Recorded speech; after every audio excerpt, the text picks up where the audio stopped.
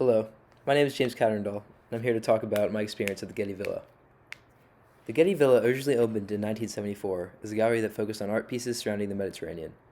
It began as a weekend getaway to J. Paul Getty and his wife prior to their permanent move to England. Subsequently, in 1954, the villa's doors were opened as an art exhibit in which the main building held ancient artifacts and famous artworks modeled after an ancient Roman villa. This villa was then destroyed by the eruption of Mount Vesuvius in Pompeii in 79 AD. In turn, the Roman villa was coined Villa dei Papiri. The Getty Villa continues to serve as a popular tourist destination in Malibu since its doors originally opened, with exhibits constantly changing in the upper levels of the villa. As I entered the doors to the villa, I was met with a great open hall that was filled with fountains and shrubs. As I entered the first room, I noticed great stone slabs that were engraved with stories stemming from the Assyrian Empire. The sculpting mainly focused on daily life and rituals in the Assyrian Empire. Two of the most interesting pieces were adorned with lions in a garden, and the other lion being hunted by what it seemed to be like royalty. The original slab of lions in the garden shows the practice of lion breeding for the great royal hunt that follows this directly.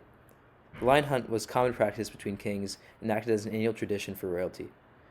They would first be captured and placed in the hunting grounds, and the king would rain down arrows and use a club to finish off the prey. The following area was adorned with pottery. The statues from 800 to 300 CE. It emphasized the artistic ability and inspiration that Athens had over the ancient world at the time. Although a single Greek city-state, it overtook Sparta, Thessaly, and Ionia with creative works in pottery and metalwork. Many of the serving vases depicted myths, such as Theseus defeating the Minotaur in the battle for Troy. Most impressively was a grouping of 3 life-size sculptures that showed the myth of Orpheus and his sirens. Orpheus was known for his ability to play music and worked between the living and the dead. His 2 followers are sirens who sing along to his rhythmic melodies as he plays the lyre.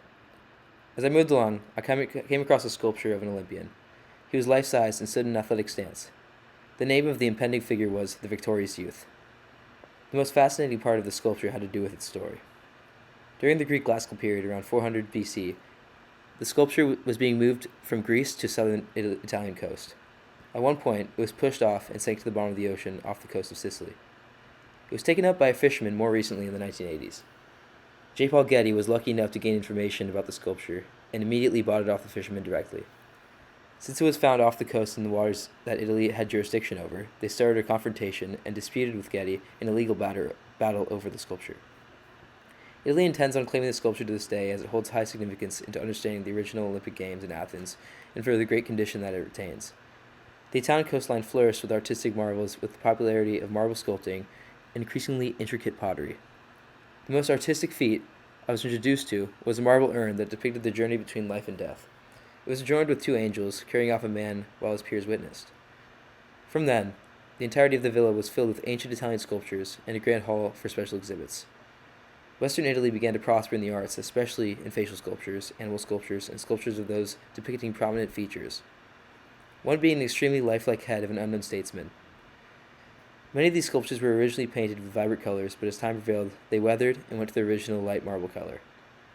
As I walked into the final room filled with Roman sculptures, I noticed an enormous sculpture of the Roman god Jupiter, the leader of the Roman gods. It once stood in an imperial state in Rome called Tivoli. It was embellished with a scepter and a thunderbolt that have been lost to the ages. Directly behind it was a replica of Julius Caesar's armor. It contained angels followed by horses. Above, a godly figure that resembled his likeness. The piece brilliantly depicted Caesar's fame throughout Rome and the worship he gained from the commoners by being akin to the Roman pantheon. Lastly, there stood a life-size bear that stood for antiquity. Its depiction clearly shows a mysterious interpretation with the deep upstroke that gives the beast a mane. It was usually accompanied by sculptures of noble hunters, as bear hunting was common sport for the ruling class. The works of Peter Paul Rubens hold residency at the Getty Villa currently as a special exhibit. He was a Flemish artist who began his practice at the age of 13. He traveled and worked throughout Spain until his mother became ill and died in 1608. This was also the year he became a prominent artist in Antwerp. He was commissioned by the rulers of the Netherlands and followed this with continuing work in France, England, and Spain, and other Western European countries. He worked until his death in 1640. One of his most vivid paintings showed the depiction of a boar hunt. There were 2 figures on horseback, driving their spears into the back of a boar, while a figure in red drove a final blow. Another of his brilliant pieces embodied the Passion of Christ. Many of his works were religious, in which Jesus was being brought down from the cross in an extremely lifelike fashion. He tended to focus on sexual themes as well, with his graphic paintings such as the Samson and Delilah, which shows a European interpretation of the biblical story. Many of his works follow this theme of mixing biblical stories with his life in the 1600s. The Getty Villa presents great examples of ancient Greek and Roman culture, along with more modern feats of art, with the continuous residency changes that the museum undergoes. Thank you.